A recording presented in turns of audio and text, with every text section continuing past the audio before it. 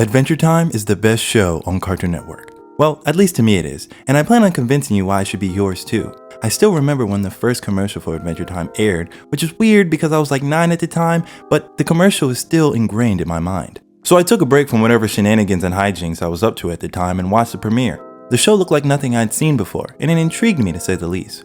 The debut episode was Slumber Party Panic, which perfectly encapsulated the general vibe of the show.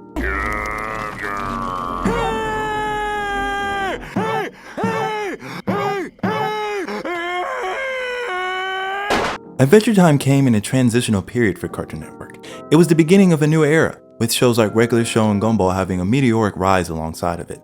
The random nature of the humor within these shows is clearly a common denominator, but while it was incredibly entertaining to me when I first watched the show, now whenever I revisit it, that's not what keeps me coming back. The main reason why I hold Adventure Time to such a high regard... Wait, hold on. Let me lean in closer, because I really want you to comprehend what I'm trying to convey. The reason why I keep constantly coming back to this show is because of its unique form of world building. That is the chaotic genius of Adventure Time. ASMR aside, I know what you're thinking. Adventure Time isn't the first show to have good world building. Hell, it's not even the first show on Cartoon Network. But I would argue that Adventure Time is the first with its particular brand of world building. But before I go any further, let me elaborate on what exactly I mean when I say world building. It isn't just the setting, the time period, or the characters, but everything that encompasses the show itself, like the lore, the relationships, and even to some degree the aesthetic. It's the building of the world. Okay, I guess that's pretty self-explanatory. In earlier episodes, it's hard to believe that there's a structure to Adventure Time. On the contrary, it seems like there's no rhyme or reason for anything that's happening at all, which I wouldn't blame you for thinking based off the first season especially. And believe me, as a person who's exposed to Avatar at the age of 6, the bald kid, not the blue people, I know what good world building is supposed to look like. What really made me realize how expansive and detailed the Land of Ooo, the name of the setting in Adventure Time, was, is Season 1, Episode 12, Evicted. In this episode, our two main characters, Finn and Jake, are kicked out of their iconic treehouse when they learn that fan favorite Marceline, the vampire queen, is technically the current owner of said treehouse. Since Jake was feeling terrified, which is understandable because vampires are really powerful, they travel across the Land of Ooo looking for a new place to stay. For some reason, this was the episode where it really clicked for me. Every episode, every week, I was introduced to another facet of this creative, elaborate world, and this episode, whether it was a tiger throwing out potions for food and fire, or a mean cloud man and his beautiful cloud bride, it all felt in service of building upon the believability that Ooo was a lived-in place. That's not to mention, this is also the introduction of Marceline. On top of that, if you haven't noticed, this episode has one of my favorite songs in the entire show, House Hunting. It's extremely catchy in the end part where the song literally breaks the fourth wall and asks Marceline why is she doing this to our heroes, and she answers by singing along, which is just a perfect way to close it. Season 2 of Adventure Time has 3 major episodes I want to talk about. But before I get into that, I guess I should mention that I'm not really going to be breaking down all 10 seasons, just the episodes that I deem important to the overarching storyline and the point I'm trying to make.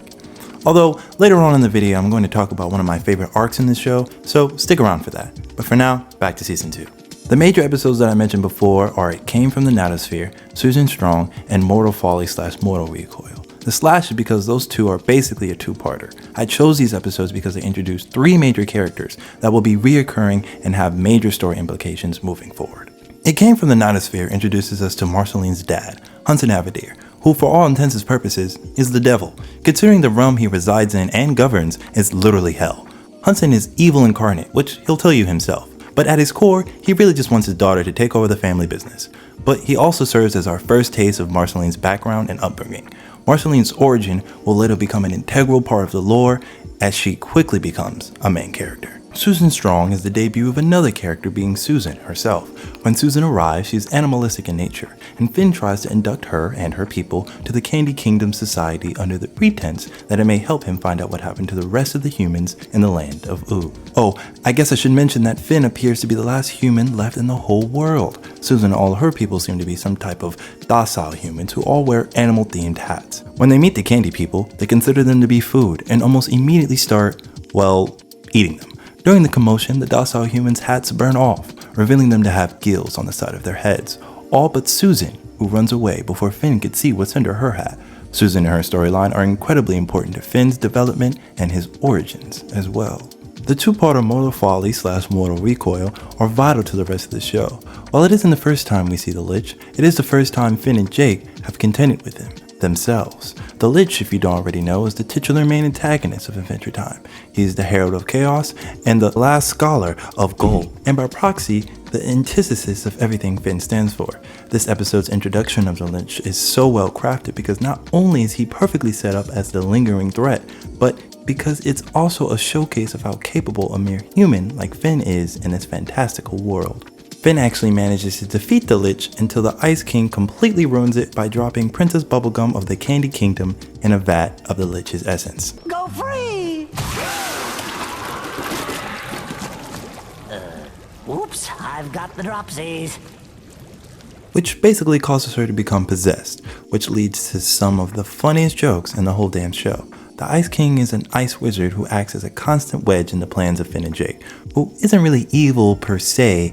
A more accurate description of him would be senile. He also has an obsession with kidnapping princesses, Princess Bubblegum in particular. In the earlier seasons, it seems like Ice King is evil, but as he becomes a core member of the cast, his backstory is revealed. More on that later. Anyway, one of the major aspects of Finn's character is his crush on Princess Bubblegum, but she never gives him the time of day because not only is she too old for him, but she also has a lot on her plate with the governing of the Candy Kingdom, a kingdom of her creation as she is the creator of most, if not all, of the Candy people. However, after Finn and Jake get rid of the remnants of the Lich from her body, Princess Bubblegum, okay, that's a mouthful. From here on out, I'm gonna address her as PB. Okay, so after PB is possessed, she has to be put back together, but without the right amount of pieces, causing her to revert back to the age of 13. Finn's age. So Ice King's one very dumb action leads Finn to getting everything he wants, right up until she is reverted back to her normal age in order to take control of her kingdom back from a mean, loud, dictating lemon. Long story. You made me! You're my glob! You're my glob! But this isn't just a revert to the status quo of the show, it also sets Finn down a hectic path of self-fulfillment that doesn't get a payoff until much later in the series, making it way more, well, fulfilling. Due to Adventure Time's episodic nature, it has a tendency to give the audience these major plot points in a crumb-like method. One episode might be a major turning point, and the next, a completely different storyline, most likely contained within that episode, and the previous plot point won't be continued until later on, kinda like how anime has filler episodes. I imagine the series is like this for network reasons, considering the majority of people watching it are merely there for a casual laugh. Season 3 has a few episodes that heavily impact the storyline. The ones I want to discuss are The Creeps and Incendium. The Creeps has a very special place in my heart. Not only is the episode hilarious, but there are generally very creepy and eerie moments throughout its runtime. The episode starts off with Finn, Jake, and an assortment of characters that we've met throughout the show, all being invited to a masquerade dinner. Things quickly get out of hand as the characters start to die off and a murder mystery ensues. We find out that Finn planned this to get back at Jake for a practical joke he did in the season prior, but things start happening that he didn't plan for, right up until Finn is the only one left. Right then, Finn is cornered by a green apparition that forces him to bust his way to the top of the mansion. Just when Finn starts to think there's no way out, Jake comes out with the rest of the group revealing that he knew about Finn's plan all along and planned a counter prank with the help of his girlfriend, Lady Rainicorn. Finn, glad to see everyone's okay, asks Jake how he managed to pull this whole green ghost thing. Confused, Jake suggests that Finn imagined the whole thing due to his intense fear. Insisting he didn't, Finn decides to put the whole ordeal in his vault. This vault he's referring to seems to be a place in his mind where Finn locks away anything he can't explain. I bring this up because it's a perfect example of the whole payoff system I mentioned. This whole ordeal doesn't come back for 2 whole seasons. If you're wondering, that's 73 episodes later. Incendium is another major plot point because it's the moment that Finn hits rock bottom. His infatuation with PB is at an all-time high, and PB's tolerance of Finn crushing on her is at an all-time low.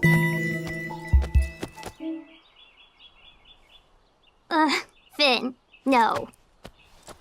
Come on, Finn, don't be weird. And I have to say, at the age of 10, I should not have felt the way I did when I first saw this episode. It was almost as if I had been there and shared this deep longing for someone that wasn't real, but boy did it feel like it. Like, look at this.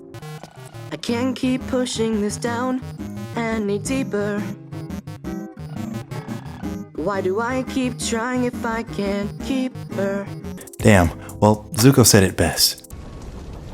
That's rough, buddy. But that's not the only reason why this episode stands out, because it's also when Finn stops simping and finally gets over his crush on PB. Finn gains just a little bit of self-respect, which he does by falling for a completely random girl he just met who was literally made out of fire. Did I say a hectic path of self-fulfillment?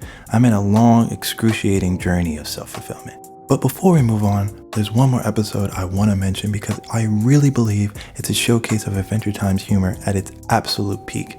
Truly an episode you could show anyone without any context and they would immediately die of laughter. The episode in question being none other than Marceline's Closet. The episode has a simple premise. A sequence of superfluous events befall Finn and Jake, leading up to them being trapped in Marceline's house as she enters it believing she's alone. What transpires in this episode can only be described as some of the funniest shit I've ever seen in cartoon television. I know telling you won't do it justice, so here, just watch this.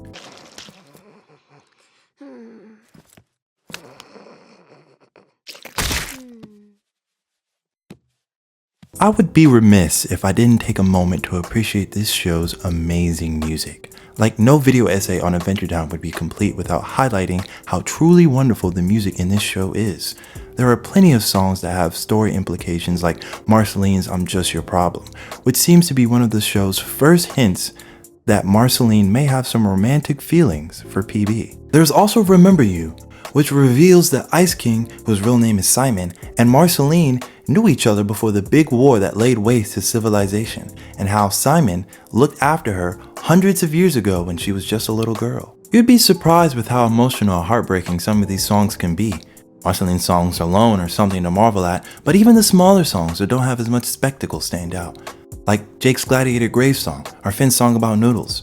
But the song that has the most replay value for me has to be Everything Stays, which also happens at the end of my favorite arc that we will be discussing later. At the season 4 finale, we have The Lich. In this episode, we find out that the Lich has hatched this secret plan to get Finn to open a portal. He gets Finn to do this by literally wearing the skin of Billy. Oh, and Billy is this retired hero who Finn idolizes, so you can imagine what kind of effect this has on his psyche. In the season 5 opening two-parter Finn the Human / Jake the Dog, you find out that the portal the Lich opened was in order to get to Prismo, a pickle-loving cosmic entity that grants the wishes to those who enter his domain. However, the kicker is that the wishes always have an ironic twist to them, and whenever you make that wish, you are instantly sent to a reality where that wish is enacted. Your traditional monkey paw situation. The Lich wishes for the extinction of all life, but when Finn makes a wish that the Lich never existed, he is sent to a reality that is vastly different than the land of Oo, and basically ends up bringing the Lich back into existence in this new reality. While all this is happening, Jake is still watching with Prismo, who he manages to befriend. After constantly trying to get Jake to understand the severity of the situation, Prismo manages to get Jake to make a wish to change the Lich's original wish to send Finn and Jake back home to Oo. Yeah, I know, that's a hell of a lot of wishing. I love these two episodes because they managed to convey such a cultivating story with serious stakes. I also think it's really cool that Jake gets a chance to save the day against a major villain in a manner that only Jake could, the funniest way possible. Also this season is the Vault episode, where Finn finds out that the ghost he saw all the way back in season 3 was actually a previous version of himself that is hundreds of years old. Her name was Shoko. Shoko had some unfinished business with PB, so she began to haunt Finn's dreams, and it turns out her body is under Finn's treehouse, which leaves us with two possibilities. Either A, the writer's room planned this out since the Creep episode, or B, they realized they had left an opening for a great piece of world building and decided now was the time to fill that opening. Either way, it makes for truly incredible storytelling. What Finn also learns is that PB is not really 19 like she says, considering that she just so happened to be alive and building the Candy Kingdom all those years ago. One thing of note though, is that Shoko is missing an arm, which makes the second time we've seen a version of Finn without an arm. It couldn't be a coinky-dink that happens 2 times, could it? Well, it's not. The last episode of the season is Billy's bucket list, where Finn completes said bucket list as a tribute to him. At the end of this episode though, Billy pays a visit to Finn, the real Billy. Well, technically his ghost. Billy talks to Finn from the stars like Mufasa did to Simba in Lion King. You get the idea. But Billy tells Finn that his real dad, his human dad, is alive and imprisoned in outer space, which leads us right into season 6. Side note, I don't think anyone has ever mentioned this before, but the title cards at the beginning of each episode look really amazing, and it's such a good way to set the tone and atmosphere for each episode. On the screen right now are a few examples for you to appreciate.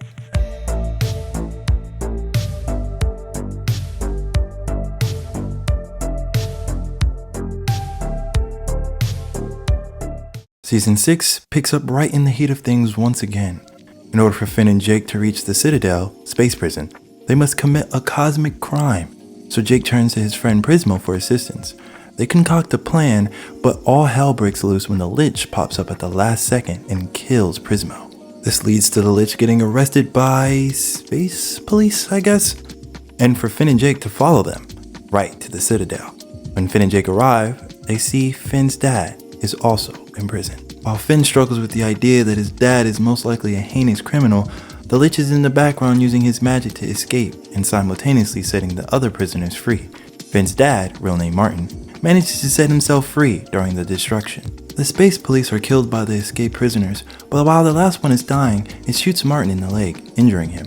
Turns out that the space police's blood has healing properties. This will be important later.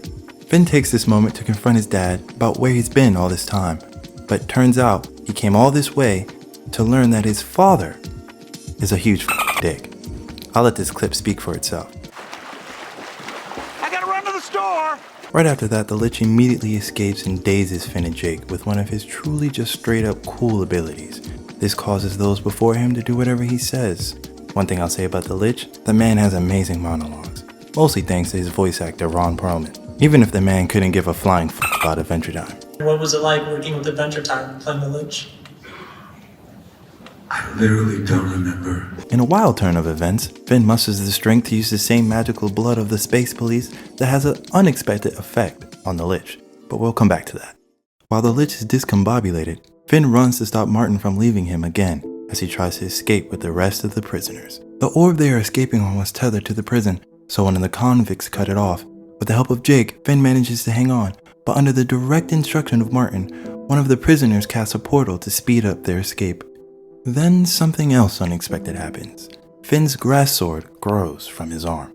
Now, this sword will be important later, but all you need to know now is that it's a sword shaped like a blade of grass that is also possessed by a demon. Then guys, I kid you not, some of the most awesome shit happens. The grass sword literally lends Finn a hand in the efforts to get the answers he needs from Martin to learn more about his origins. However, the extra strength wasn't enough, as the grass sword snaps, taking Finn's arm with it. Martin then flees into the portal, and Finn falls into the lake underneath, floating aimlessly and defeated. Right then, in that moment, a speck of magic blood falls on Finn's nub, causing a daisy to sprout just before Jake grabs him out the water. Wait, I feel like I'm forgetting something. Oh yeah, the Lich. The magic blood turned him into a giant, cute, and harmless baby. Now you're probably wondering why I went so hard on this episode. And to be honest, I feel as though this is the climax of Adventure Time. Not in the sense that this is the best episode or the peak of the show, but merely from a narrative sense. This acts as a turning point for our characters. One of Finn's main struggles is his identity. In this fantastical land, he stands alone, nothing but normal in an existence full of weird. So his own father, the one person who could provide a rhyme or reason as to why Finn's life is the way it is, abandons him. Again, Finn doesn't just lose his dad, he loses his purpose. He loses himself. Speaking of loss, when Finn loses his arm, it's a full circle moment to us seeing Shoko with one arm, as well as the Prismo reality Finn, aka Finn Burton's, who is shown without an arm as well. It is also the moment that Finn loses what I would argue is the most influential sword of the series, that being the Cursed Grass Sword, the demon curse that takes a liking to Finn and is objectively the coolest sword he's ever gotten. Remember how I said that would be important later? Well, later on it becomes an entire character of its own, after some time hijinks causes a time-displaced version of Finn to mix with the grass sword, creating a being known as Fern, who becomes a major thorn in Finn's side. You get it? Thorn? Like a plant? Because he's made of grass? Ah, you get it. Anyway, don't feel too bad for Finn though, because in the final episode of the season, The Comet, Finn is given a choice by a cosmic entity in the form of a comet to leave the world he knows behind or to stay and struggle. Finn ultimately chooses to stay, but not out of a sense of honor or greater meaning, but simply because he wants to see it through. Mind you, this same cosmic entity kinda hinted that Finn may or may not be a primordial being that came to Ooo eons ago, jumpstarting a reincarnation process that led to this very moment. In other words, the comet is asking if Finn wants to enter a new state of existence and travel the universe with it. But instead, Finn chooses to struggle beautifully. This is Finn's new purpose, his new self. Finn is now someone who has come to terms with their state in the universe and does more than just accept it. Finn welcomes it with open arms. If you're curious about what happened to Finn's dad, he's actually in space with Finn while all this is happening, and chooses to take the offer that Finn just turned down. At first, Finn is upset that his father is ready to leave him just like that yet again, but his father explains that he has to constantly move forward. It's in his nature. Finn smirks, finally accepting that there's no changing his father, and his dad and the comet literally dematerialize and leave with a final goodbye to his son. And now, it's time for me to talk about what I consider to be the best arc in Adventure Time, the 8-episode miniseries Stakes.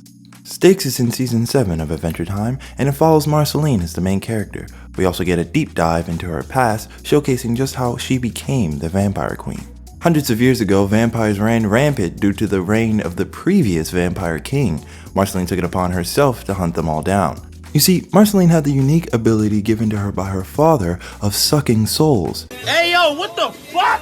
This ability allowed her to gain the specific powers of the head vamps that were running amok. In the last battle between her and the Vampire King, there appeared to be a stalemate. In the last-ditch effort to stall the execution of his race, the Vampire King fights Marceline while plunging into her stake, turning her but killing himself in the process. Fast forward back to modern day, and Marceline is sick of her vampire ways. In an attempt to cure herself of vampirism, she enlists the help of PB. But while the procedure was a success, her leftover vampire essence turned back into the very same vampire she killed all those years ago. Now she has to hunt down 5 of her most fearsome foes once again. Well, more like 4, because the vampire that gives her the power of flight is just a jester. Literally, his name is the Fool, and he dies right off the bat. Come on. That one wasn't even intentional. Do I even have to say it? Nah, we're just gonna keep going. Okay. Anyway, she at least gets the power of flight again, so that's something. Yeah, I forgot to mention, when she gave away the vampire essence, she lost all the powers of the top vamps, so she's back at square one, really. Marceline's first actual fight is with Empress Eyes, her abilities to turn invisible, but she also has magical eyes she can use to hypnotize people at will. She tries to use this power on Simon, aka the Ice King, who she remembers when Simon had some semblance of sanity left. She tries to take over his kingdom as well, but fails because her hypnotizing powers don't work on the Ice King. You're not even hypnotized. At all. Them gigantic sparkly orbs of yours could hypnotize an ear clop. So you're not. No. Probably due to the crown's powerful magic. Although Simon kinda just goes along with it because he thinks the Empress is pretty. Right before the Empress can hypnotize Marceline though, PB gets a drop on her, and Marcy manages to stake her, gaining her invisibility. After this near defeat, Marceline decides she's not gonna fight the rest of the vampires alone. Instead, she's gonna fight them with Finn and the gang, together. Next on the literal chopping block is Hierophant, the shapeshifter. Now, Hierophant's whole deal is that he plays by the old rules of vampires. The main rule being, he cannot enter a home without someone allowing him to come in. So when he fights the gang, the battle is put on hold right when he gets the upper hand because Jake turns into a house for everyone to hide in. Turns out though, he actually wants to enlist the help of Marceline. Hierophant is sick of the Vampire King and has noticed a change in him. So he wants to work with Marcy to defeat him. Considering that Marceline only won because the Vampire King let her, Marcy agrees to work with him under one condition, that he stops feeding on living things and instead eats the color red as she did when she was a vampire. Yeah, vamps in this world can just choose to only eat the color red, which is cool as f***. And when I say the color red, I mean literally just the color. Like for example, she would suck the red out of an apple and it would turn gray. And this is not really important to the story, I just thought it was a really neat detail. But let's get back on track. So Hierophant, stuck in his old ways, can't agree to such terms, and right then he tries to sneak attack Marcy. He's then sneak attacked himself and pushed into Jake the house, killing him because he wasn't invited in. Another soul consumed by Marceline, and the group is off to the next vampire, the moon. In the last fight with Hierophant, Marcy was poisoned, so now it's up to Finn and Jake to find the moon. The moon's gimmick is that she can heal from pretty much anything, even the sun. So when Finn and Jake find her sleeping, they have to find an unconventional way to kill her. When they run out of time, they instead have her chase them all the way back to PB's lab. And it turns out she just so happens to be the most terrifying of the bunch. Like, deadass. How can you lead me when I am your guide? Are you being literal or allegorical? When they finally get to PB's lab, we also find out that the moon has some kind of aura that makes anything trying to challenge her bend to her will. And when I say anything, I really mean anything. She makes a door unlock with pure willpower. The best thing I can relate it to would be Haki from One Piece. But just in the nick of time, Marcy wakes up and the moon is stabbed from behind, giving her the opening she needs to suck her soul. The moon is definitely my favorite out of the 5 vampires. She's truly horrifying, and her powers were for sure the coolest. The forcing of her will especially, because it seems to be even stronger than the liches. In fact, if Marceline didn't have the ability to suck souls, I don't know how Finn and the gang would have won. Nevertheless, another vampire down, one more to go. And this one, well, this one's the big one. Bro, what are you talking about, man? The Vampire King is on a whole other level compared to the other vamps. I'm talking flight, telekinesis, hydrokinesis, teleportation, psychic autographs. Wait, psychic autographs. Bro even has a domain expansion. Technically, he just made a room to hide himself and anything that was with him in, and he also used it to spy on people. On top of all that though, he was even stronger than when he fought Marceline in the flashback. But none of that really matters because the king is sick of fighting. Well, a better way to put it would be that he's sick of the constant cycle that immortality provides. The constant back and forth with Marceline, the drinking of blood, he's tired of all of it. And he wants an out, and he's willing to plunge into the unknown to achieve it. Marcy obliges him and decides to do the same procedure that she did. And luckily, it works. The king returns to his original form as a wild lion. Crisis evaded.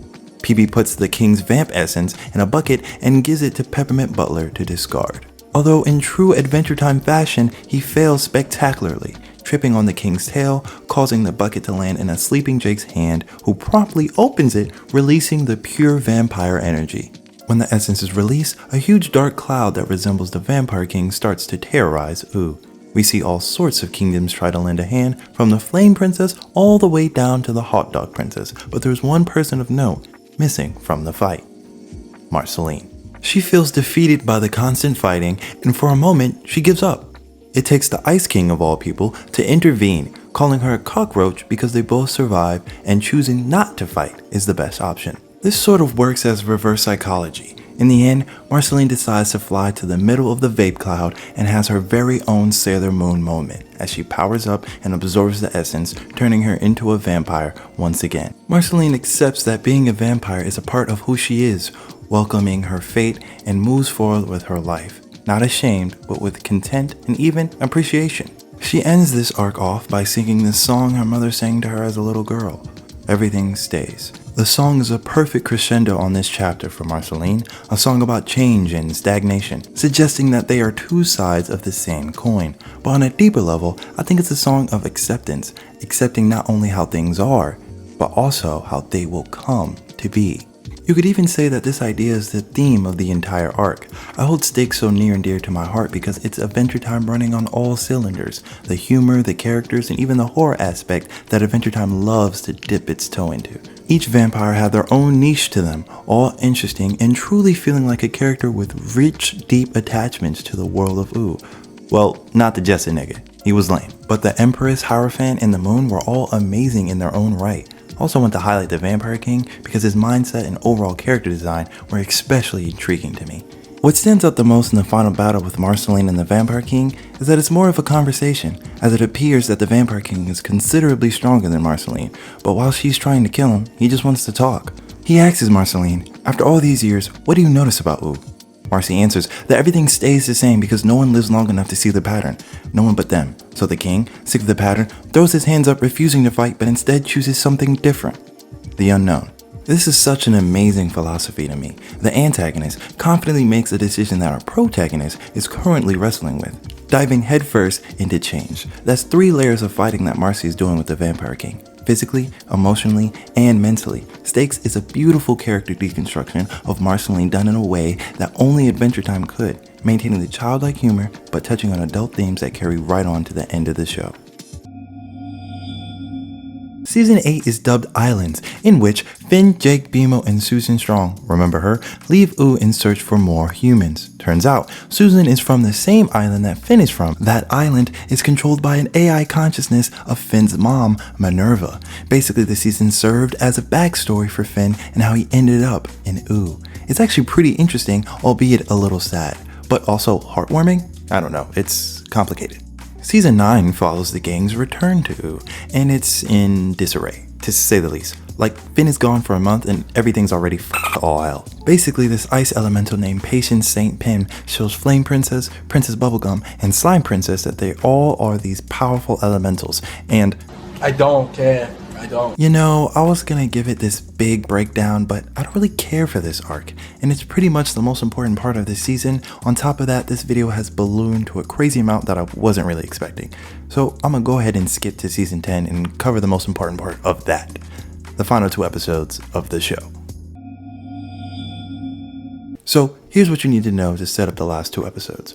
Princess Bubblegum is going to war with her uncle Gumball, who is a bit power hungry. Finn, who was vehemently against the war, tries to subside it diplomatically. When that doesn't work, the whole cast is put in an all-out war. Side note, Fern is on the side of Gumball, which will be important later because Fern has a very emotional scene close to the end. In fact, Gumball assembles a who's who of past Adventure Time villains, which wouldn't be complete without Ice King, who is basically just there for the ride. This is where shit really starts hitting the fan. I'm talking just shit everywhere. The final episode picks up in the distant future with our 2 stand-ins for Finn and Jake, Shermie and Beth, on the search for adventure. This search leads them to none other than BMO, who claims himself to be the king of Ooh, right before he shares what happened in the big climatic battle. Picking back up with Finn in the present, who is scouting Gumball's troops and notices Betty in the distance.